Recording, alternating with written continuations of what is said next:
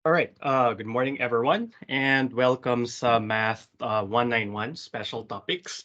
So, siguro today we'll just discuss. Probably we'll just discuss the course guide. Meron kasi mga ilang detalye ba kung na-download yun na yung course guide. Makikita nyo there are still blanks in the course guides, specifically the timetable for the course. Kasi gusto ko siyang i-design with you on mind. So, because this is a special topics class and sabi ko lahat ng gustong mag-take ay pwede. So, hindi na ako nag-require ng additional, say, prerequisite topics or prerequisite subjects. Kung nag-apply kayo ng COI, in-approve ko na kagad. So, the cost of that is kailangan kong i-fine-tune yung klase to the level or to your current mathematical level. Because we have a very diverse class here. Some of you are on your senior year, so mag-e-SP na sila next year. Some are graduating, so patapos na sila. They're just taking the course kasi wala na siguro sila makitang iba, so pampuno ng units. And then the other ones are just junior students about to start their research. So medyo napakalaki nung diversity, So that means some of you have taken more math courses than the others. And computational inverse problems, which is our topic for this semester, is quite broad, and I mean, it's broad and also at the same time, it's also deep. It requires a lot of mathematics. So, kapag may mga topics na kailangan natin siguro say advanced topics in linear algebra or advanced topics in numerical analysis, siguro kailangan ko silang i-discuss ng at least pahapyaw for the benefit of those who haven't taken those subjects yet.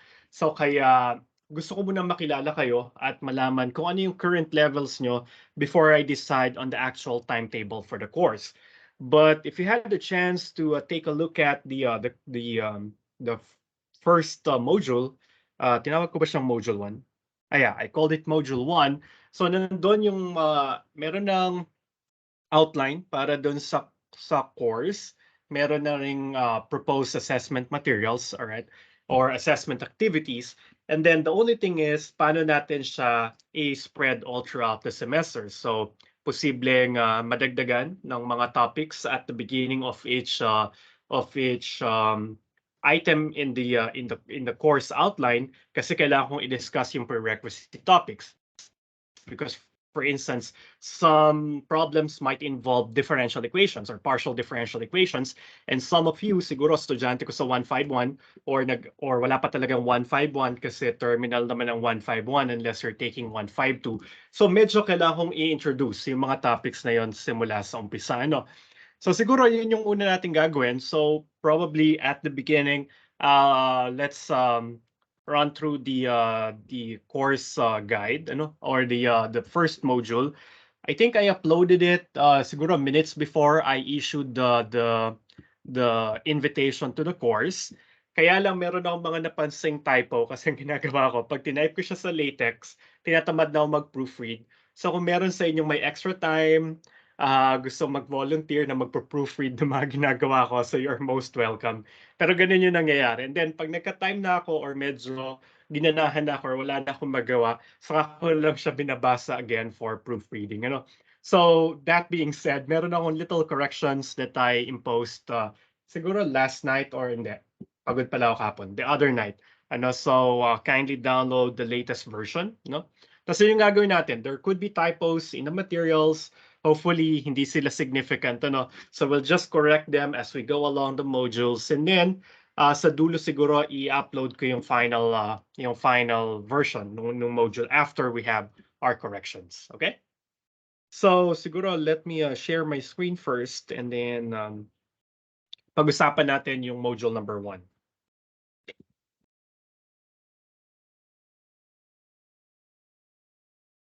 So, kumusta pala kayo? Ready na ba sa klase or katulad ko na nangangapa pa rin? Parang super kulang pa rin yung bakasyon, kahit kailan ba tayo nagbakasyon? Feeling ko kasi hindi ako nakapagbakasyon.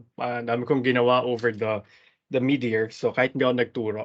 So, but hopefully you had time to relax and enjoy a bit and to prepare for the semester. So sana handa na kayo. Huwag kayong tumulad sa akin na hindi pa ganun kahanda sa semestre na ito.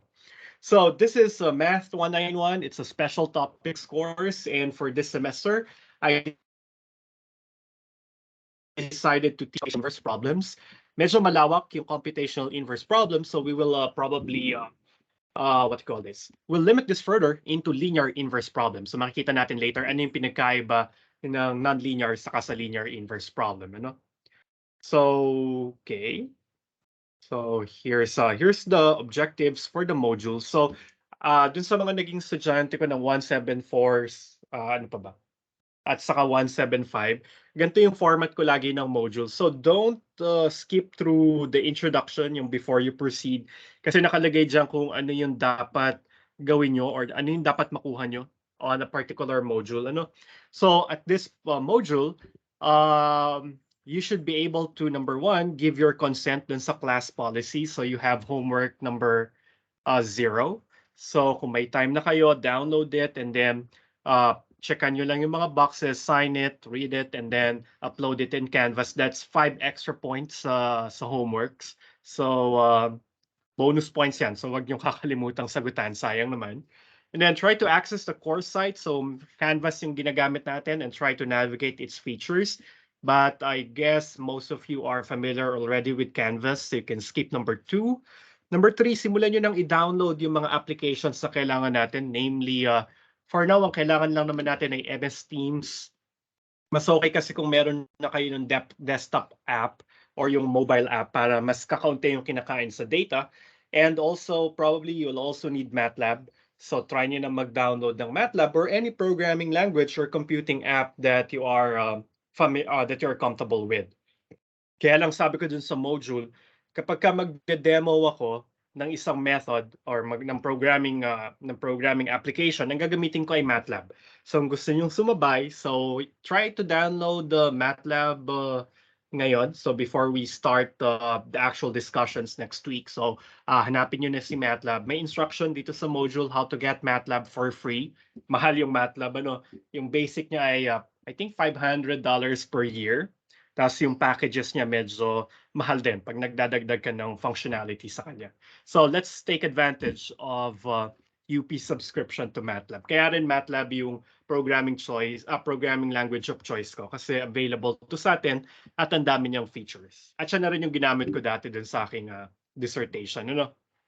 And then, dahil ayaw nating magsayang ng panahon. Ano? So kahit first week pa lang, sige, umpisa na natin yung pag-discuss about the topics. So at the end of the week, you should be able to identify some inverse problems in practical scenarios that would be of interest to you. Kasi makita nyo later, the culminating part of the course is a final project from your part. So ngayon pa lang, mag-isip na tayo ng inverse problems. Tas mas okay kung yung may isip nyo na inverse problem ay related dun sa field nyo or dun sa specialization nyo. It could be an inverse problem in financial math, in actuarial science, in biomath, in OR, or dun sa mga pure math. Meron din naman yung mga ODEs na not necessarily very applied, okay? Pero mas okay kung itatali natin in an application area. But don't worry, medyo medyo magiging loose tayo dyan. And I just put number 4 there para magkaroon kayo ng idea ano yung inverse problems. Because we'll be having some readings about inverse problems, what they are, and ano yung mga examples nila. So at this week, I want you to construct your own or identify your own inverse problems. Ano? So let's see, what's next? Course information. So basahin nyo na lang yung introduction. So, pero basically, yun naman yung sinabi ko rito kanina, all right? So there's just some topics that are required or some concepts na kakailanganin natin in some of the items in the course outline. So for instance, I mentioned here linear algebra and matrix computations, basic PDEs, integral equations, real analysis or your 155, and computer programming. Pero I guarantee that I'll try my best to discuss everything that we need for the class para makuha niyo appreciation of the class. So it will be a self-contained class. I'll provide you materials either on the modules, ano, or during the live discussions, or bibigyan ko rin kayo ng supplementary reading materials para dun sa mga topics na hindi natin madidiscuss ng todo sa klase. All right? So and then, as I mentioned, the end goal of the course is for you to do an original research project. So dito naka-focus yung objectives ng classes. So, ang gagawin natin, dun sa basically meron tayong 2 or 3 problems na i-discuss sa klase. Alright? It's the heat problem. So, punta na nga natin yung outline. So, heat problem, X-ray problems, and then image processing or image deblurring. Ano? So, 3 klase yan or 3 fields yan kung saan nanggagaling yung mga inverse problems. Tapos, magko-consider tayo ng specific problems under sa kanila. So magtitingin tayo paano natin ano yung mga inverse problems sa heat propagation, sa pagkuha ng X-ray, sa pagde-blur o pagre-reconstruct ng isang image. Titingnan natin ano yung mga inverse problems associated with them. Tapos pag na-identify mo na yung inverse problem, kailangan nating matutunan yung mathematics required to analyze and to solve those inverse problems. So dito na papasok yung, kailangan pala natin ng ODE, kailangan pala natin ng PDE, kailangan nating mag-solve ng napakalaking linear system. So kailangan ng concepts from linear algebra. So pero i-discuss natin sila as we go along. Pero nasa konteksto siya nung problem. So hindi ako magdi-discuss ng marami sa simula para ma-specify sila dun sa problem. Baligtad yung gagawin nating approach. Meron tayong applied problem in mind. So yung problem natin motivated by a physical scenario or an interesting scenario. And then we'll try to study ano yung math na kailangan nating malaman para ma-solve yung problem na yon. Tapos saka tayo kukuha ng numerical techniques, saka natin i-attack yung problem to get some meaningful results. All right? And then some of the topics that would be embedded into these problems ay ito. Truncated SVD, Tikhonov regularization. So this might be familiar to sa mga nag-175 last semester. So we'll just look more into the math of Tikhonov regularization. And then siguro, if time permits, we'll also talk about total variation regularization. Okay. So all of these I naka-design so that you'll be able to do these 3 things. Number 1, identify and formulate some inverse problems arising in the natural and physical world. Second, implement yung mga major techniques na matututunan natin dun sa number 2 ng outline to set up and solve inverse problems. And then third, you'll use this numerical and computational methods to solve scientific inverse problems. All right? So paano natin i-deliver yung course? Well, it's a Model 1 course. So expect that we won't have any physical class or face-to-face class. Kaya kung may nakalagay na classroom dun sa SAIS, so never mind that. So we'll be using this MS Teams platform para sa ating online classes. So Model 1, so everything will be held online. But if you want to do face-to-face consultations or kung meron kayong gustong i-run tapos hindi kaya ng computers nyo, so pwede ko kayong pahiramin ng computer ko or mag-request tayo ng room sa CATL. So meron daw silang computer labs which we can use. So just let me know. So kung meron kayong kailangang i-run, so let's just make the appropriate arrangements. Pero if you are, say, in the province or in your own province, and then you have all the resources with you, then that's fine. All right. So you can finish the course purely online. Okay. Then I hope you already received the invitation to Canvas. So kung hindi man, so ito, punta kayo sa site na to, pwede kayo mag-enroll to the class using that Canvas link. But I already invited everyone. Wala pa naman ako na-receive na pre-rog, so you should have been invited sa Canvas and try to access it. Doon manggagaling lahat ng ating mga modules, mga materials, announcements, links to the class meeting, and then also, ano pa ba? Doon din kayo magsasubmit ng mga class requirements, okay? And then we will be using Microsoft Teams as today. So you could join MS Teams even without an account. Yes, kaya lang, limited yung functionality. You won't be able to type in the chat. Hindi nyo makikita yung chat. Hindi nyo makikita yung meeting recordings right after or minutes after the meeting. Antayin nyo pa na mag-upload ako sa Canvas ng link to YouTube. So medyo matatagalan yun. So pero if you want to get instant access, so mag-download na kayo nung MS Teams app, alright? Both mobile and desktop versions. Saka mas mababa kasi yung kinakain niyang bandwidth. At least dati, MS Teams yung pinakamababa compared sa Zoom at saka sa Google Meet, ano? At siya lang yung kaya nung internet connection ko sa bahay. Minsan naghahang ako kapagka Zoom at saka Meet, so Teams yung ginagamit ko. And then once you have your MS Teams app, kailangan niyo ng account. So para makakuha ng account, ito yung Outlook account, yung outlook.up.ph yata or .edu.ph account. So kailangan niyo mag-request nun. Yun yung ginamit niyo if you are or if you are using yung Office 365 courtesy of UP, all right? So kung wala pa kayo nun, punta kayo sa site na to. Follow the instructions there how to request for an Office 365 subscription care of UP.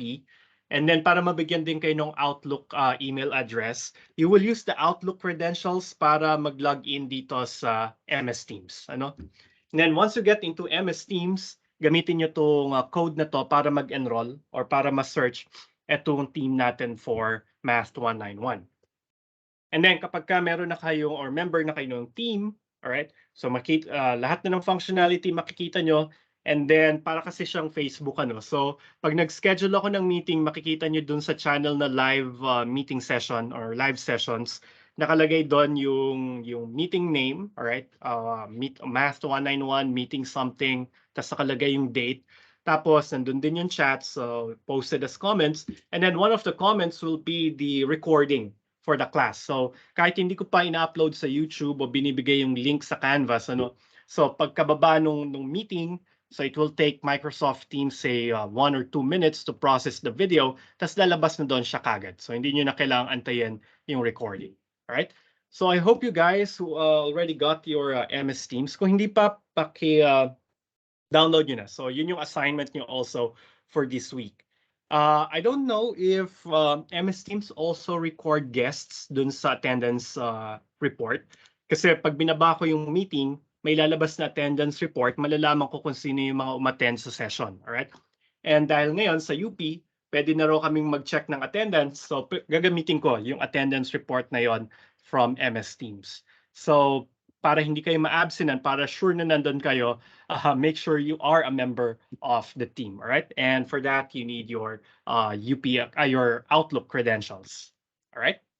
So if you are having troubles with that, sabihan nyo ako. Pero I suggest ngayon pa lang mag-request na kayo sa ITC ng Outlook account. Ano? Gamitin nyo na tong link, mag-request na kayo. It might take them a couple of days to reply, pero yon, ngayon pa lang, apply na. All right? And then this is a computational course, so we'll be using some programming languages. So highly suggested for you to use MATLAB. Number 1, kasi ito yung gagamitin ko sa demos. Tapos number 2, meron ako mga packages, mga programs na nakuha na pwede kong i-share sa inyo. Kaya sa halimbawa, i-program pa natin yung Tikhonov regularization.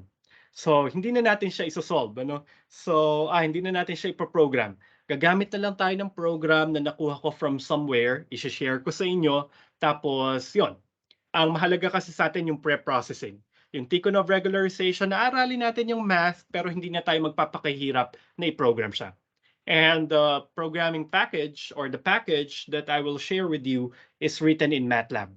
So kaya highly encouraged na MATLAB talaga yung gamitin. Kung hindi kayo nagma-MATLAB, it's time for you to try MATLAB. The beauty about programming languages, ano, pag natuto ka ng isang programming language, the transition to other programming language will not be that hard. Ano? So kasi isa lang naman yung tinuturo nila na programming constructs. Actually, mas madali pa nga itong MATLAB kesa sa kesa sa Python. Parang nawi-weirdan ako dun sa syntax ng Python. So that's why I really find MATLAB more intuitive to use. So yon. Kung wala pa kayong MATLAB sa inyong laptops or computers, you can get a MATLAB license, go to this address, tapos mag-login lang kayo using yung @up.edu.ph email address nyo. You'll get access to the entire MATLAB suite. So lahat ng packages niya, that's worth thousands of dollars or tens of thousands of dollars pwede nyong i-download. Ano? Medyo malaki yung file pag dinownload nyo lahat. Kasi papipiliin kayo kung ano yung mga toolboxes na gusto nyong i-download at the first time. Pero pwede namang piliin nyo lang yung ida-download nyo para hindi ganun katagal yung pagda-download. Tapos kapag na-discover nyo na kailangan nyo pala yun, pwede nyo siyang i-download later on. Right? But I suggest you try to download, ano ba mga kakailanganan natin? The symbolic toolbox. Okay. Pero I think it is kasama na to by default, pero double check na naka-check yung symbolic toolbox once you download MATLAB for the first time. Kasi this will allow us to also work with symbolic functions. Magpa-integrate ng mga functions of X symbolically kay MATLAB. Magpa-evaluate ng polynomials or magpa-divide ng polynomials, ng elementary functions kay MATLAB.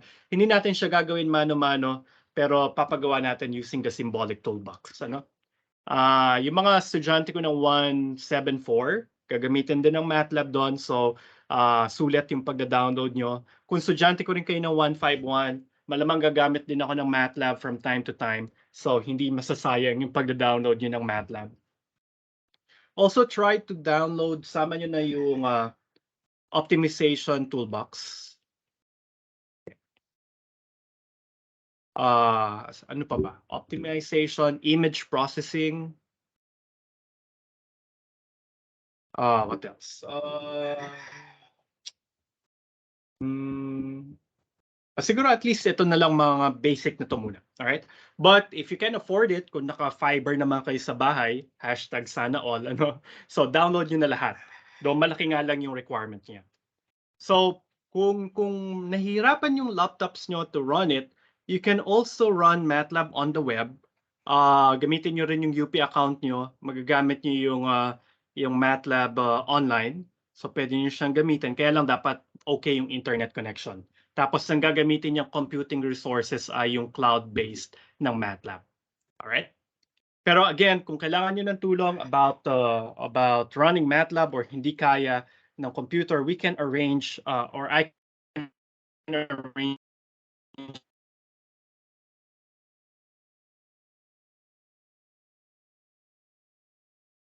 yes.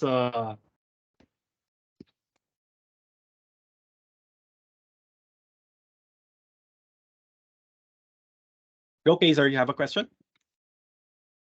Sir, I have a question. These computing programs, what OS are they?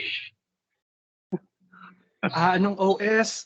Available siya sa Windows, sa Mac, at saka sa Linux. Okay. Kinabahan lang po ako. Magkaka-problema ba? Hindi, kasi akala ko pa si Windows lang po yung computing programs. Yeah, hindi naman. Alright. So pwede ka mamili. Okay. Pag mag-install ka, pipili ka kung ano yung OS mo. Diba Okay, parang ang yaman ngayon ng UP, merong pinoprovide na programming language for us. Yung panahon namin, Fortran yung gamit namin, which is a freeware. So tapos pahirapan pang mag-install, So yon. Thank Pero you, at least sir. ngayon, we have access to very powerful computing devices. All right. And then course materials. Usually I'll write modules, for the materials, for the class discussions, for the technical content, and then it will be uploaded in Canvas. Pero this semester, I have this nice book. It was written by Mueller and Siltanen. Ito. This would be our main text for the semester. I'll try to give you excerpts from time to time, pero dito ko talaga ibabase. Try to see if you can access this. Di ko kasi ma-access yung Open Athens ko ng account ng UP.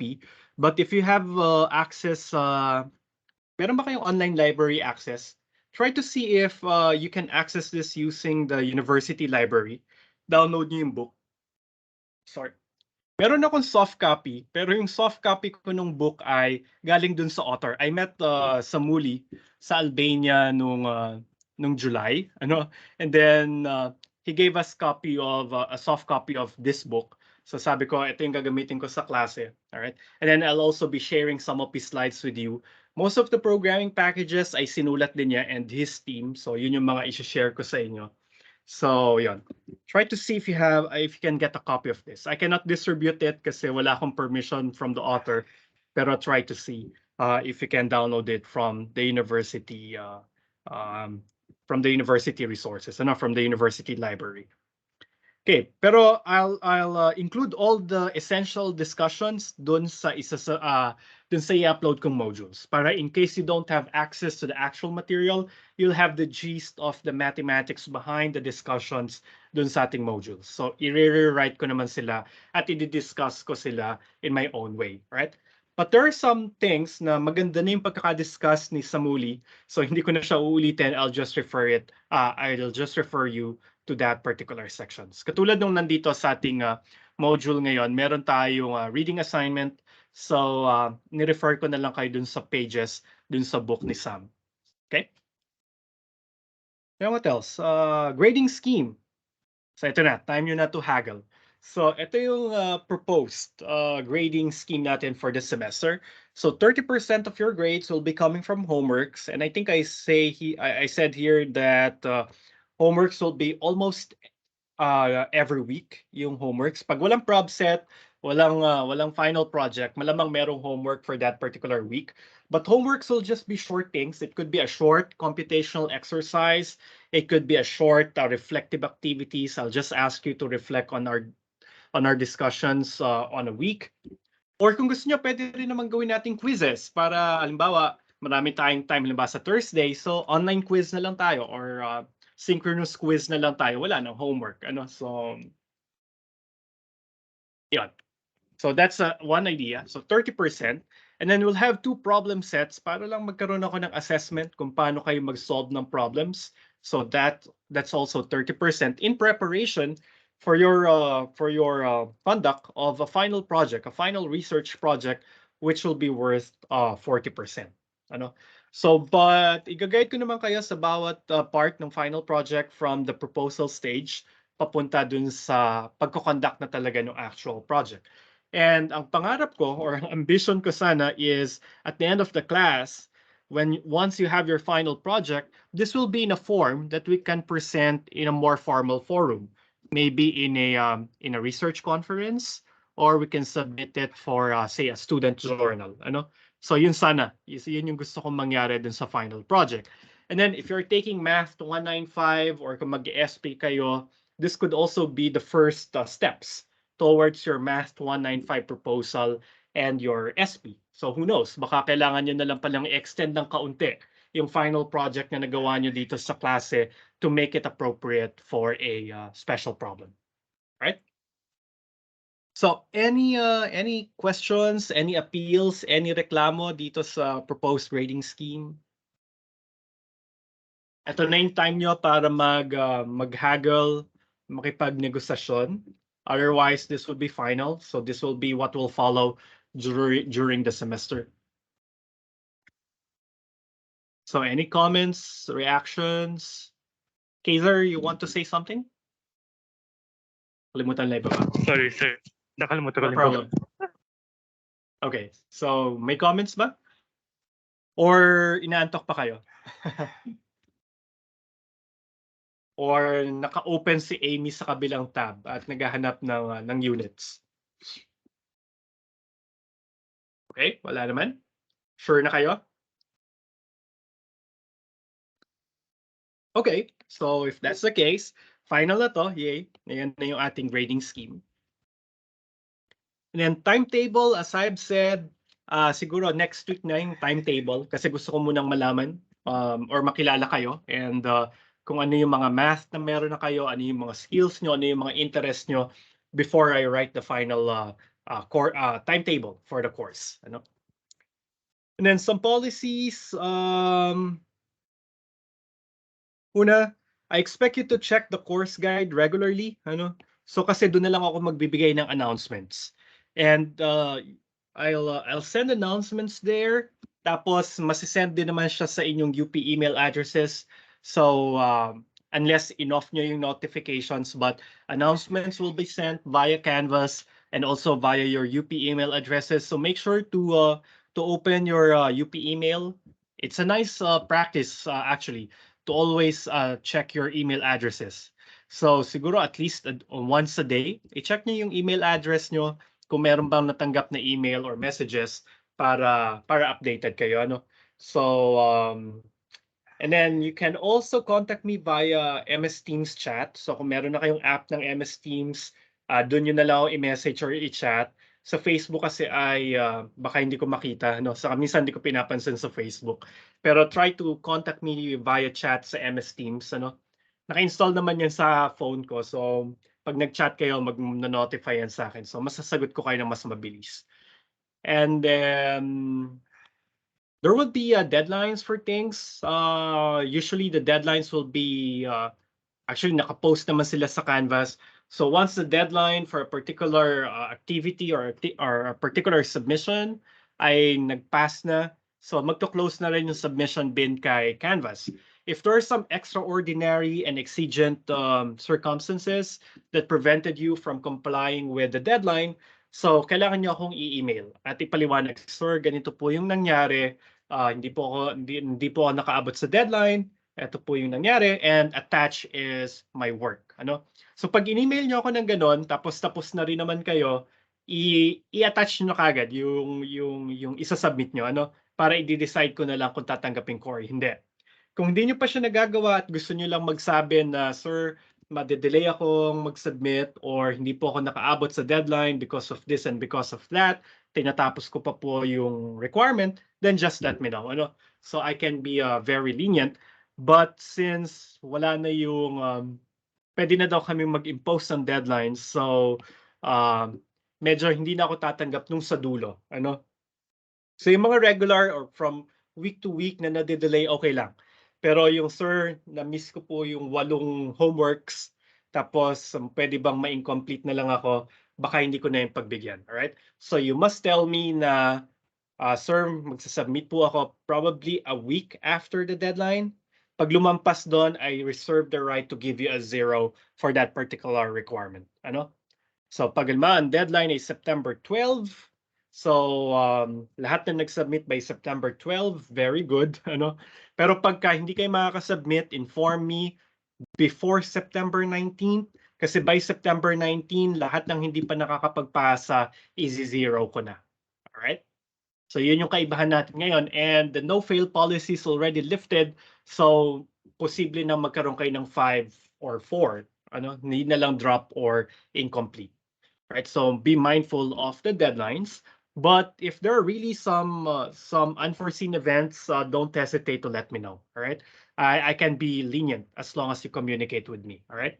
Wag lang yung sa dulo ng SEM, ano, doon na kayo magsasabi na, "Sir, na-miss ko po yung lahat ng exercises, pwede bang incomplete?" I might not allow you to do that. Contact me during the semester, not at the end of the semester. Okay? And then here are the references. Okay. As I mentioned, this would be our Bible or go-to reading material. And then these are some other materials. And then from time to time, I might give you some other readings para pwede tayong mag-refer dun sa mga techniques na hindi na-discuss in details dito sa tatlo na ito. And I think that's the orientation. The second part of the module is an introduction to what inverse problems are. And probably we can table this until Thursday para may magawa tayo sa Thursday. Okay? So for now, any questions with the policies?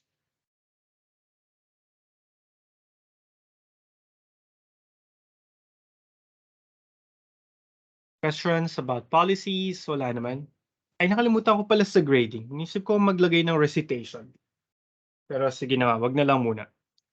Siguro yung recitation ay bonuses na lang, ano, bonuses sa problem sets. So yun na lang yung gagawin ko para ma-encourage kayo na mag-participate, ano? Paano ko i-interpret yung emojis na yan, Lian? That about recitation. Ayaw niyo pa rin magsalita hanggang ngayon? Pero mapipilitan kayo kasi wala na kayong questions. Ang susunod na natin gagawin ay magpapakilala naman kayo isa-isa, ano? So you'll introduce yourself. your course, tapos yung inyong ano pa ba? Yung course, yung degree program nyo, kung ano yung standing nyo, junior, senior, sophomore, or freshman. Wala naman yatang freshman sa inyo. Tapos, ano yung specialization or topics of interest? Ano yung mga maths na nakuha nyo na?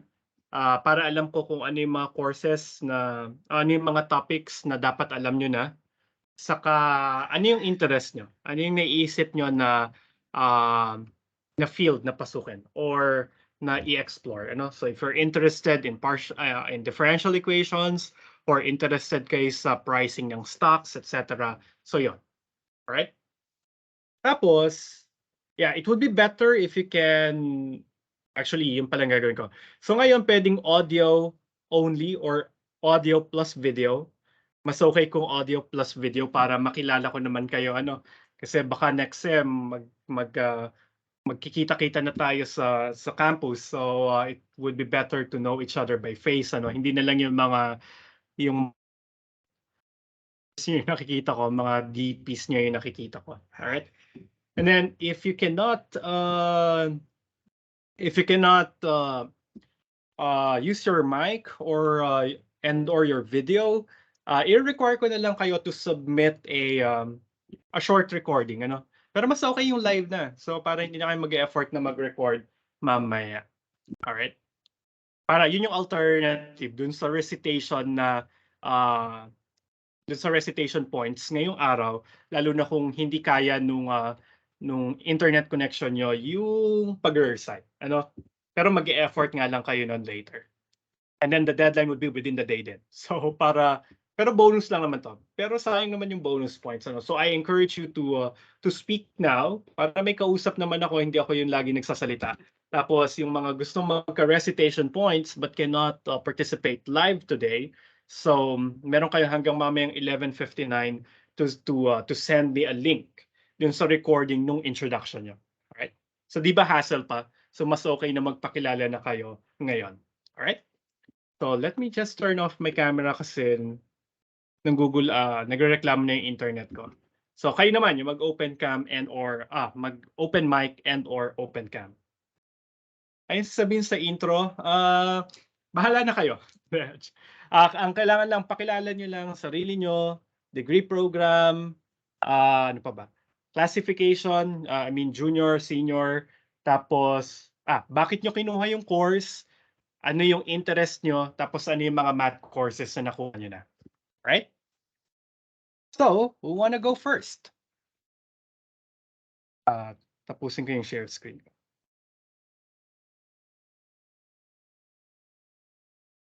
Sino gusto mauna? Wala? Sige sir, ako na po.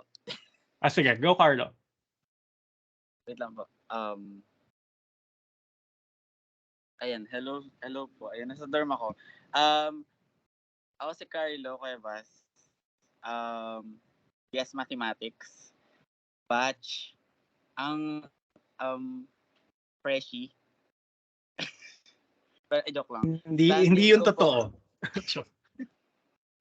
Ang last standing ko ay junior, pero feeling ko senior na ako kapag nakuha ka ng Form 5 ko.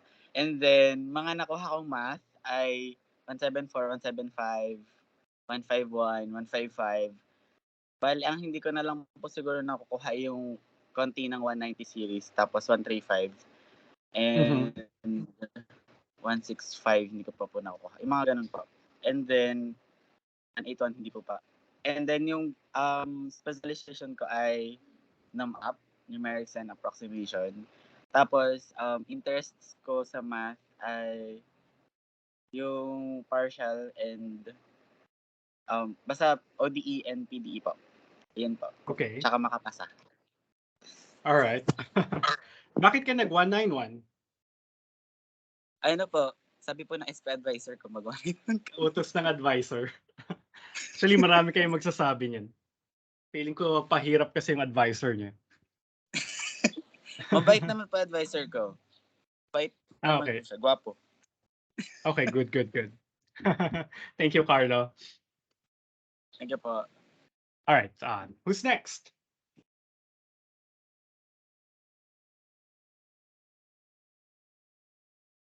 Come on, guys.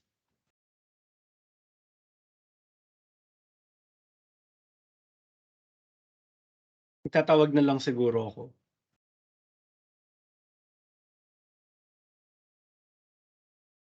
Aha.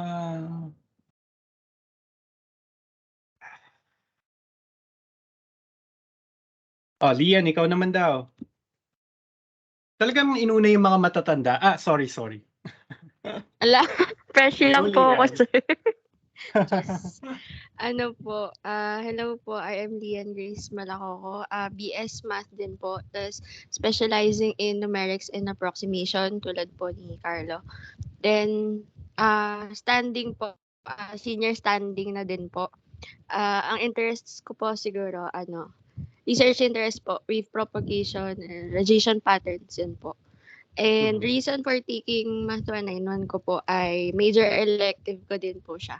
Tsaka ano rin po, ayun, medyo, hindi po kasi siya yung original na elective ko po, pero ito po yung bagong suggestion po ng advisor ko. So, yun po. Okay. Nakapagpasa ka na naman ng POS, no? Okay, good. Thank you, Lian. Yes po, sir. Thank you po. Alright. Susunod naman si Jace. Kasi si Jace ay uma-active din sa chat. Go, Jace. Hi. Ay, rinig po ba, sir? Yep. Sorry po sa boxes. Medyo malat po. Ayun May po. ganun yan. Good morning, everyone. So, I'm Miss Jace Hibalikot. So, you can call me Jace. BS Math. Numap din yung specialization. Tapos junior, standing. Yung mga na-take ko ng math ay 151, 141, saka 138 pa lang. So, ngayong SEM, I'm currently taking Math 111 and 174. Kasi interest ko, hindi pa siya masyadong clear for me. Kaya baka ngayong junior year, sana ma-explore ko na rin siya. And yung interest ko naman, basta anything about data po. Mm-hmm. All right. Thank you, Jace. Wanna go next? Volunteers. Yeah. John Edmar. Hello, sir. Rinig po. Hi. Good morning. Hello. So, good morning po. I am John Edmar Tiarchivilo, batch 2019. PS Math din. And major in NACAP. So, yung trophies po sa likod ko, hindi po akin. Dito po yan sa dorm namin. Tapos, senior standing din po. Kinukuha ko yung, tinitake ko yung Math 91 ngayon kasi para sir, start ko na rin siguro yung SP topic ko. Since na-take ko yung Math 195, so habang fresh pa yung ibang na tutunan ko dun sir para masundan na rin agad. Tapos yung topics of interest ko naman sir, differential equations. Then ODE, PDE, tsaka yung gusto ko rin sir ma-explore yung stochastic equations. Mm-hmm. Tapos yung mga ko naman sir na math courses, 151, 155, tsaka yung 155. Thank you. All right. Thank you, Edmar. Next, volunteer. Magtatawag na ako. Yes, Dan. Dan Kennedy. Hello po. Narinig po ba Hello. ako? Yep. Ayan po. Good morning po. I'm Dan Kennedy Hipona. You can just call me Ned po. Tapos po, BS Math Senior, specializing in graph theory. Tapos po, siguro po i-share ko na rin po. Actually, na-recommend pong i-take tong subject na to ng advisor ko. Kasi po, yung SP ko po is inverse implementation of Havel-Hakimi theorem, which is a theorem in graph theory. So, ayun po. Basically, gagawa po ako ng algorithm ng inverse implementation niya. And general goal ko po in mathematics is parang propose digital solutions in bridging or that connects mathematics towards digitizations. Tapos po, main topic of interest ko po is parang more on machine learning about data analytics po. So, Mhm. ayun po. Thank you po. All right, thank you, Ned.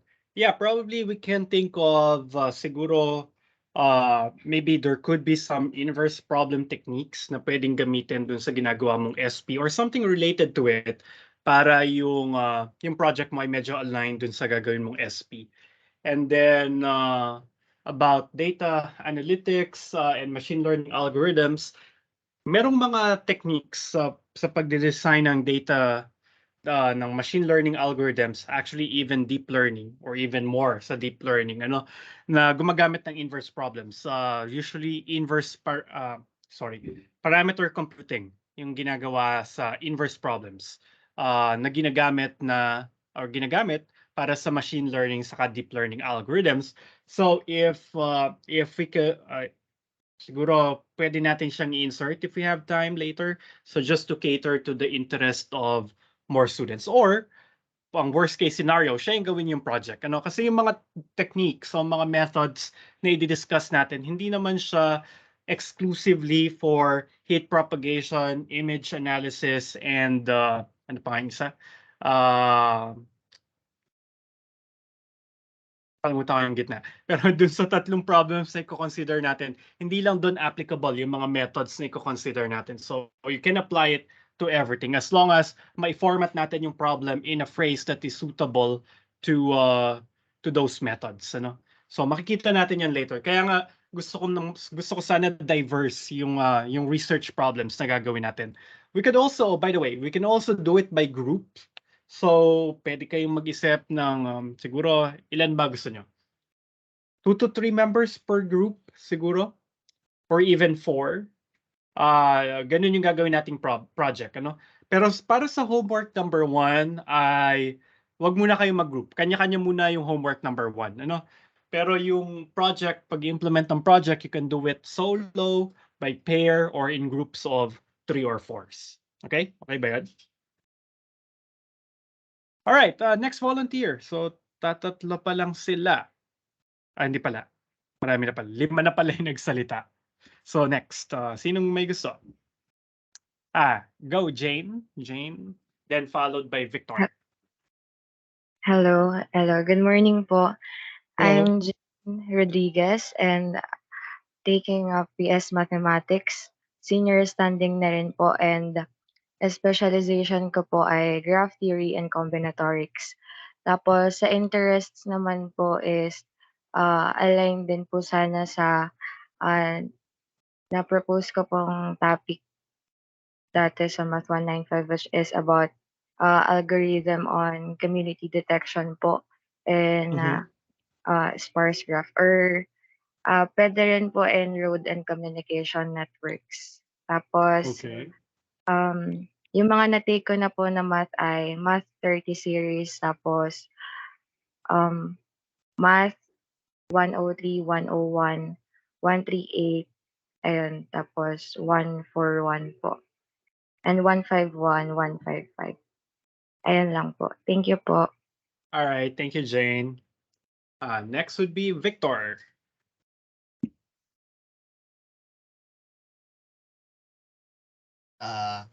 Hello, sir. Hello. My name is Victor Luis Villamor from BS Applied Mathematics. Currently, I think maybe junior ako. Ewan ko lang. Talagang may maybe, Ewan ko lang nga, sir. Specialization ko is in GNOME app. And the math subjects I've taken 30 series, tapos 101. Yeah. Then siguro this sem meron ng 151, 174, 181. Then yung mga interests and fields na gusto ko gusto ko naman sa gusto ko magtrabaho maybe sana sa FANG or any tech company or something. So I wanted something in aligned with data science. So dito ako. And ni-recommend kasi rin ng aking aking magaling na advisor na mag-take din ng 191. So kaya nandito na din ako. Okay, sino kaya yung advisor na yun? That's joke. All right, yeah. We'll try to look at that and look at problems na data science related. As I mentioned, ang daming inverse problems sa data science. Ang problema lang sa data science kasi, what most people consider data science, siya yung black box, na meron kang napakadaming data, if-feed mo dun sa algorithm, tapos si algorithm naman ilalabas yung result. That's the basic data science process. And usually, hindi na natin nakikita kung ano yung nangyayari dun sa black box. Kasi nga kaya nga siya machine learning, kaya siya deep learning. Gumagawa tayo ng isang autonomous system na natututo ng sarili niya. Alright? So yung pagko-compute ng mga parameters na kailangan dun sa model na implement ng black box, hindi na natin pinapakialaman. Alright? Pero if you think about it, it's just an inverse problem na medyo merong optimization. So rather than just using these block boxes, pwede nating tingnan ano yung math sa loob ng mga block boxes na yon, at pwede natin siyang i-implement on our own. Or, hindi implement on our own, pero pwede natin siyang i-design para makagawa ng isang algorithm na sariling atin, na pang-replace dun sa mga nada-download lang natin na algorithms. All right, and those algorithms could be more suited para dun sa application area na gusto natin. Kasi one thing about data science din, meron pa rin mga butas yung theory.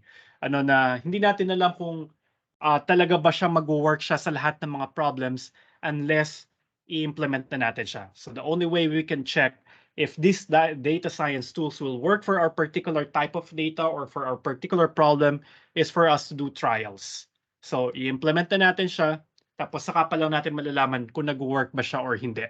Medyo yung theoretical proof, yung parang kumbaga sa 174 yung error bound ay hindi natin alam theoretically. So we need to really implement the methods first before we learn the efficiency and the accuracy of the methods.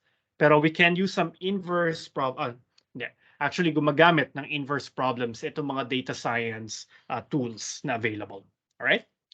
So next, sino pang di nakapagpakilala? Yes, JR. John Rafael. Susunod si Kaiser, kay John Rafael. Sama niyo na pala yung nickname niyo sa pagpapakilala para alam ko na kung paano kayo tatawagan. Hello po. Ako po si Hello. John Rafael. Ako po si John Rafael Gulmatico. You can call me JR or Raf. I am a BS Math student, third year, hopefully senior standing na rin. And my specialization is numerics and approximation. So, yung mga major math subjects courses na tinitake ko ngayon are Math 191, 174, and 111. I think yun lang. 151. So, yun. And Math 151. So, ang interested kung something na interested ako ay mostly within software programs, coding and etc. Pero recently, habang binabasa ko yung mga course guides po ng mga iba pong courses na klase ko na tinitake, nagiging interested na rin po ako sa katulad po dito sa inverse problems, and kasi parang nakikita mo yung deep roots within those programs kung paano talaga nag-work siya sa pinakalooban. And ayun lang po. Alright, thank you, Raf. Yeah, so parang ganun yung nangyari. So lalo na dun sa mga mag-ESP, yung mga magiging SP advices ko. Ito yung panahon para mag-isip na kayo ng topic, para mas okay. Kasi pwedeng yung topics na gagamitin natin dito, pwedeng siya rin yung gamitin nyo sa 195. Tapos siya na rin yung pag-uumpisa natin para sa SP nyo. So para we are hitting 3 birds with a single course, so para medyo efficient, saka para hindi tayo maghahol ng oras once nag-SP na kayo. All right? And then you can the other students can also do the same thing. So ganun natin i-design. Medyo research-oriented itong course na to. Hindi lang to puro lecture. So magle-lecture ako ng methods, pero a good part of it would be you doing actual research. Kaya nga I'm thinking baka nga overkill yung dalawang problem sets. Baka maging isang problem set na lang siya. Tapos siguro yung second problem set, gagawin natin siya yung preliminary results from your research project, ano? So, para konti lang yung gagamitin natin para sa final project, ano? So, final outputs na lang siya talaga. Para hindi na nasasayang kasi imbes na halimbawa nag-discuss na tayo ng maraming methods, imbes na ipa-apply ko pa to sa inyo sa isang out of the world problem or isang problem na naisip ko, why not i-apply nyo na rin or partly i-apply nyo na rin ito dun sa problem na meron kayo. All right? So I think that is better assessment than just doing a classroom problem, ano? So yeah, let's think about it. Gusto kong pagaanin yung buhay nyo para ito ay mas mas action oriented. Hindi tayo magde-delve masyado dun sa maraming theories o maraming classroom problems. We want to do it first hand, all right? So gusto ko ma-experience nyo talaga yung research process dito. All right? And then I guess now we can go to Kaiser. Kaiser, go ahead.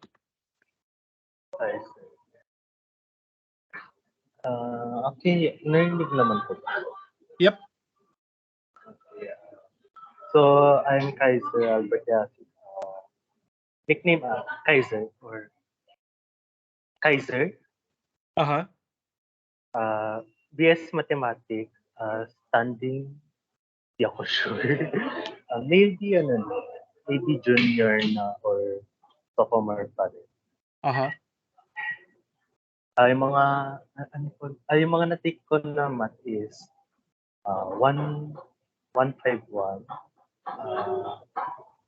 30 series, 141, tapos hindi ko natanda. Pero currently, naka-enroll ako sa 195 actually. Uh-huh. So, dito lang. So, I think baka makatulong sa 195. Kasi actually, na-take ko siya last sem pero due to some problems, di ko natapos. So, hopefully baka makaya ko to. Even though underload ako. Dahil di ako makapag-pre-work. So, yung specialization ko is NumUp. Mm-hmm. The reason I took this course is actually advice din ako nung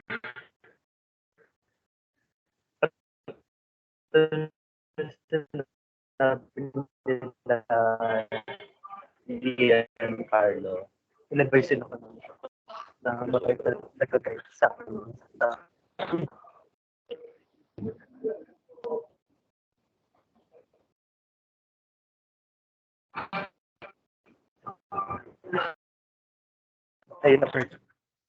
Okay, thank you, Kaiser. I don't know if it's me or yung signal mo. Medyo naputol ng dulo, pero I get the gist of it. All right, thank you, Kaiser. Next, sino pa? Meron pang... Teka, tatawagin ko na nga yung mga hindi pa yes, yun. Ganda. Ano would be... Sino yun? J.O. J.O. Mangabang? Hello po. Audible po ba? Hello. Yep. So, my name po is Dan Oliver Zay Mangabang. So, nickname ko po yung J.O. BS Math po. So, ang standing ko po ay senior. Specialization ay numerics and approximation. Ang interest ko po ay more on data analytics and data science po. Tsaka po yung mga programming, ganun. Tapos sa mga na-take ko na pong math ay 174, 175. Yun po yung mga major. Tapos, kaya po ako nag-take ng 191 kasi sabi po ng SP advisor ko. Yun. Yun lang po. All right. Thank you, J.O. All right. Next, Eliza.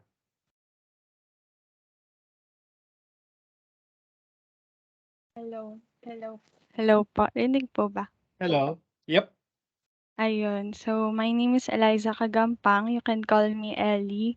And ang degree program ko pa ay BS Mathematics. Classification, junior. Ang mga na-take ko na pong math ay yung Math 20, 30 series. ano pa ba? 101, 103, 138, 141. Tapos this sem po ay iti-take ko yung 111, 174 at saka 151.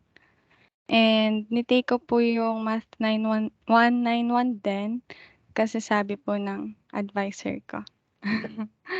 Grabe And talaga yung advisor na yun.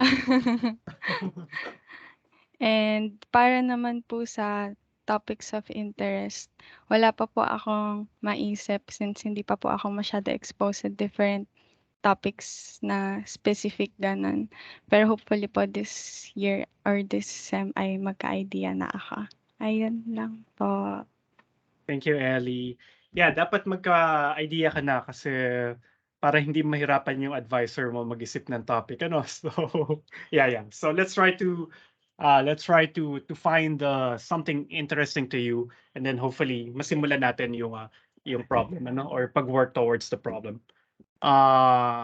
Next, ayan, Anton. Go, Anton.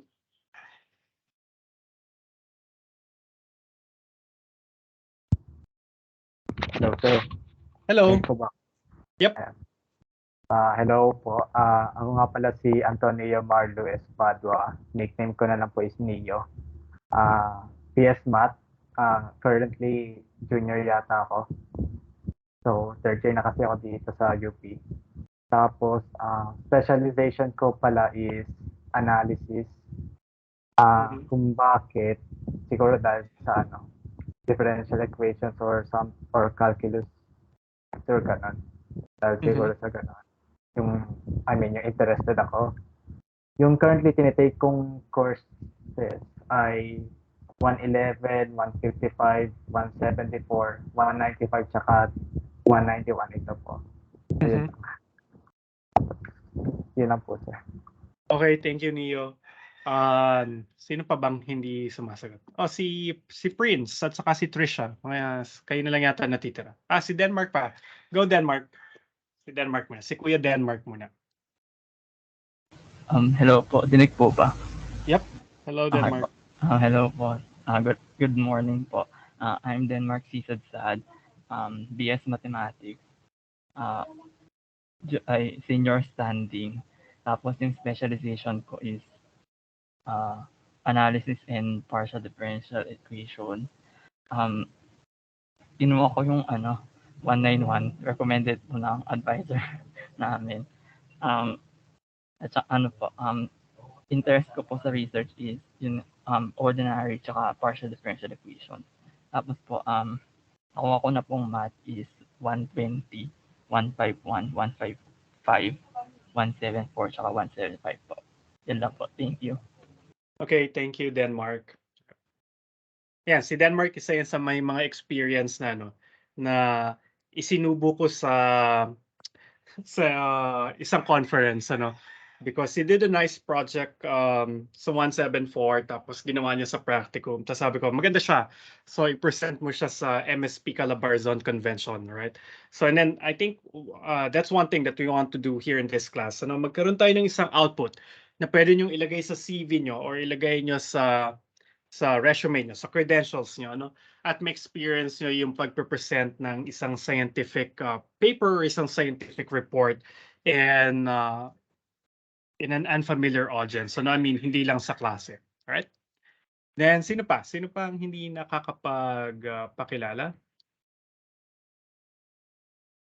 Ayan, Prince. Go, Prince. Tapos susunod si Neil. Hello po sir, I'm Prince Jimenez, BS Math po, junior standing. Tapos po yung specialization ko is analysis and PDEs. Tapos po yung interest ko, katulad po nyo sa balak po sa SP, yung data science po, specifically yung paggamit po ng machine learning sa image classification sa mga traffic signs locally po. Tapos po yung mga na-take ko ng math subjects is Math 20, Math 30 series, Math 101, Math 103, 138, 155. Tapos po currently taking 181, 191, 195, 174, tsaka po 111 po. Okay, thank you, Prince. Good luck dun sa mga juniors. Ano, napakabigat ng junior year na halos 5 or 6 na math courses yung tinitake nila. So, yeah. And then, susunod si Neil. Go, Neil. Hello. Hello po, sir. My name is Neil Christian Idonato. You can call me Neil. Junior standing rin po ato. Tapos ang specialization rin analysis and partial differential. Yung natake ko pong math loss, hindi ko po maalala yung number pero topology, number theory, tapos combinatorics. Tapos yung interest rin po, wala pa rin po ako masyadong maisip. Pero nagtatry na rin po maghanap. Yan lang po. Alright, good luck sa paghanap, Neil. Kasi isa yan sa mga pinakamalaking problems sa pagpasok nyo ng senior standing. Kapag wala pa kayong problem, then you have a very big problem. Ano, parang paradox. Pero kailangan nyo makaisip ng isang research problem before you actually, ideally, before you start your senior year. Ano? So yeah, let's see if probably if your interest align with the course, probably you can think of an interesting problem dito sa klase na to. Right? Thank you, Neil. Next, so Prince, si Neil. Sige, tingnan ko na lang kung sino pa sa list ang hindi nakakapagsalita. Ayan, may nag-volunteer na. Go, Trisha. Hello po, rinig po ba? Yep. Good morning, I am Trisha May Necesito. You can call me Trisha. And I am a BS Mathematics student, junior standing. And yung mga take ko na medyo higher math ay 155. Currently, tinitake ko ay 174, 181, 195, and itong 191. So, tinake ko po siya kasi sinadjust din po ng SP advisor. And yung mga recently naging interested sa data science. And yun na. Thank you po. Okay, thank you, Trisha. Yan, medyo ano yan eh, medyo active, bida-bida yan si Trisha saka si Prince. Nag-start din ng SP nila. And we met kahapon sa math building. Ano? So, if you want to do face-to-face consultations para mas hands-on, so just let me know also. Ano? So, pwede natin yung gawin throughout the semester. And then I think, sino pa ba? Crizel, are you still around? Do you wanna say something, introduce yourself? Yes, sir. Hello po. Hello. Crizel Anmanankil po. BS Math. I think senior year, senior standing na rin po. Specialization po ay GraphComb. Ang natake ko na po ay 30 series, 130 series, and 190 series. Ay, hindi pa po yung 190. Tapos nirecommend din po na advisor ko yung 191. Interest po, data rin po siguro. Yung proposed topic ko rin po kasi ay outlier detection po sa data and networks po. Ayun lang po. Alright, thank you, Crizel.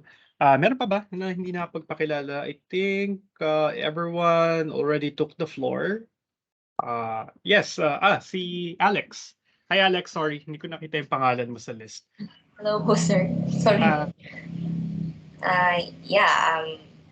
I'm Maria Alexandra Gaspar. You can call me Alex. BS Mathematics, junior standing.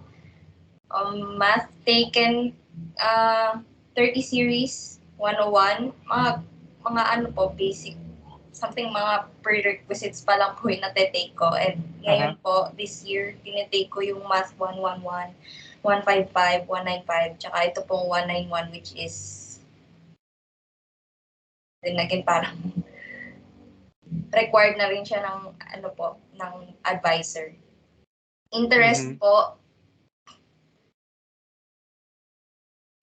po, maybe due to dahil kagagaling na po ng second year, wala pa rin po akong exposure to a lot of mathematics. So, medyo hindi pa rin po ako,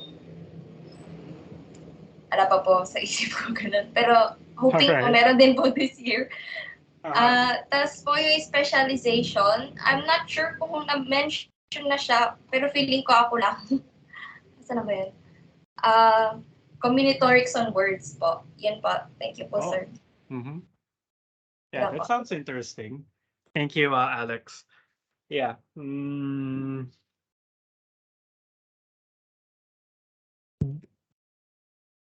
Okay, meron pa ba hindi nakapagpakilala? I think everyone, tama na nga ba? Baka may makalimutan na naman ako. Yeah, I think everyone took the floor already. So yeah, medyo kakaiba yung 191 this semester because usually Math 191 is taken in the senior year. Kaya siya special topics because this is one way that we can, kaming mga faculty, we can discuss some emerging topics na hindi pa naka-codify into a particular class. And often, yung mga special topics na to will require prerequisite topics. That's why may COI na prereq yung 191 para depende sa topic, pwede kami mag-impose kung sino lang yung tatanggapin na estudyante. For instance, if I'll be talking about cryptography, all right? So, ang papayagan ko lang na mag-enroll ay yung mga nakapag 111 or 112, ano? So, kaya lang ngayong SEM, I want to cater to as many students as possible and introduce the wonderful world of inverse problems, ano? Kaya sabi ko, sige nga, I'll take a risk and accept everyone who wants to listen, all right? Kaya lang medyo may cost siya kasi ngayon pa lang dito sa ating klase, most of you ay ni-require ko to take the course, ano? Pero napaka-diverse pa rin. Some of you have only taken 103, 141, 138 na medyo hindi ganun ka-related dun sa ating topics. Maybe we can find a problem or two. Actually, hindi lang pala a problem or two, but we can find problems definitely on those fields na gagamit ng inverse problems. Pero yung tools na kailangan natin para ma-discuss ano yung mga mathematical methods to solve these inverse problems ay posibleng wala pa dun sa mga courses na nakuha nila. Alright? Kaya naman, siguro blessing in disguise na rin na i-discuss ko in a shortened way, pero hindi ko i-compromise yung depth. So siguro, i-discuss ko lang yung barest essential ng mga methods na kailangan natin. Kukuha kasi ako ng mga konsepto mula sa ODE at saka sa PDE, especially when we tackle the heat propagation problem. Kasi ang pagpropagate ng heat sa isang medium ay minomodel using a partial differential equation. It's a function of x, y, z, and time. So hindi lang siya derivative na natutunan nyo sa Math 36. So ano siya, partial derivative na nakuha nyo sa 38, and the methods for solving partial differential equations ay nasa Math 152 pa. So pero kailangan nating i-discuss kung paano siya gawin, pero gagawin ko siya in a very limited context. So tuturuan ko kayo ng konting PDE para maintindihan natin yung heat propagation. Tapos saka tayo magde-develop ng numerical techniques para ma-solve yung inverse problem dun sa heat propagation phenomenon. So parang ganun yung mangyari. So it would be a big challenge for me to cater to everybody, pero I'll try my best. And yun. And actually, parang blessing in disguise na siya kasi kahit na-take nyo na yung mga klase, baka hindi pa kayo na-expose dun sa ganung application area. And then I hope na ang takeaway natin dito ay, lalo na sa first chapter, dun sa first reading, ay maintindihan ano yung inverse problem and then think of something kung saan maitatali natin yung konsepto ng inverse problem. Probably in a particular course that you enjoyed and you took, pwedeng doon kayo kumuha ng problem. Halimbawa, GraphComb yung specialization nyo. So pwedeng meron palang problema sa graph theory na pwedeng gamitan ng inverse problems, all right? Probably I can also give you some readings to look at kasi in that school in Albania I attended last July, merong isang section na nagtackle ng graph theory, pero siya yung graph theory associated with data science. Pero yung tool para ginagamit na tool yung graph theory para ma-address yung problem sa data science. Pero yung parameters ng graphs ay sinusolve using inverse problems. So probably we can work around that concept kung yun talaga yung interest nyo. Pero siguro gawin kong breakout session. Lahat ng GraphComb yung specialization. Maybe we can have a separate session and then separate session for those analysis and PDE majors. Then another session para dun sa mga data science. So let's think about it. We can be as flexible as possible in this course. So, okay. Any other concerns, questions? So kung wala na, so please try to read the Actually, isip ko kung ipapabasa ko na sa inyo. Pero what we'll do on Thursday, sisimulan na natin yung klase. And then I'll discuss the content of Module 1, yung pages what? Anong page number nito? Page 8 until sa dulo. That's page 11. So page 8 to 11 yung i-discuss ko. Basically, i-present ko siya or gusto nyo babasahin na lang siya. Kasi pwede siyang basahin na lang tapos additional examples or pwede ko rin naman siyang i-present if you don't have to have time to read it, ano. So tingnan natin on Thursday, but and then probably I'll present my inverse problem of choice kasi di ba merong homework number 1 na mag-identify kayo ng inverse problem, right? So I think that's homework problem 1.2, right? Mag-identify kayo ng inverse problem that possibly can be your final project. So para magkaroon kayo ng additional idea, pwede kong i-present yung mga inverse problems na ginagawa ko, right? And then over the weekend, I want you to read reading assignment number 1, yung 1.1 on page 11. Yun yung pages 17 to 21 ng book ni Siltanen, ano? So it actually just introduces what inverse problems are. So parang siya yung mas magandang version nung sinulat ko sa pages 11 to 12, ano? So in pages 11 to 12, ito yung mga napaka specific examples, napaka simpleng example na naisip ko ng inverse problem, so or how to introduce it to a layman. And then Siltanen had a nice introduction also, pero medyo high-tech na yung applications niya. Yung applications niya ay X-ray tomography, image deblurring, at saka pagde-develop ng image from the negative. Ano? So I want you to read it over the weekend or on Monday, and then ang homework number 1.1 natin ay kailangan yung i-explain isa dun sa 3 examples ni Siltanen on your own words. Okay? Or masyado ba marami yung homework for the first week, ano?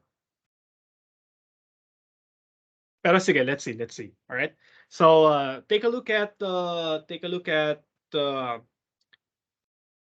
let's test your skills part ng module, all right? Para makita nyo ano yung kailangan nyo basahin, tapos ano yung isa-submit nyo. Then let me know sa Monday, i-browse nyo lang siya, tapos let me know sa Thursday kung masyado siyang mahaba. Kung masyado siyang mahaba, I can give you more time and then extend the deadline. Ano? So ang idea ko lang kasi sana by Tuesday, makita ko na yung mga specific inverse problems that you had in mind. Ano? So para makapag-comment ako ng mas maaga, para makapag-plano tayo ng mas maaga. Alright? I hope that's easy, pero kung masyado siyang mahirap, sabihan niyo ako sa Thursday so that I can adjust the deadlines. Ano? By the way, kung hindi niyo mahanap yung book ni Siltanen, ano? So I already uploaded in Canvas yung excerpts, pages 17 to 21. I'll claim fair educational use under the IPR law para i-share sa inyo yung 17 to 21. So klase lang naman natin. So pwede natin yung gamitan for classroom purposes. All right. So yeah. I think that's it for now. Sorry, overtime na pala. Hanggang 11:30 lang tayo, no? I thought this will be short. Pero yeah. Any pahabol na comments? All right. So if there are none, so thank you guys for coming today at sa pagpa-participate. And then let's just meet each other again on Thursday. All right. Bye, everyone.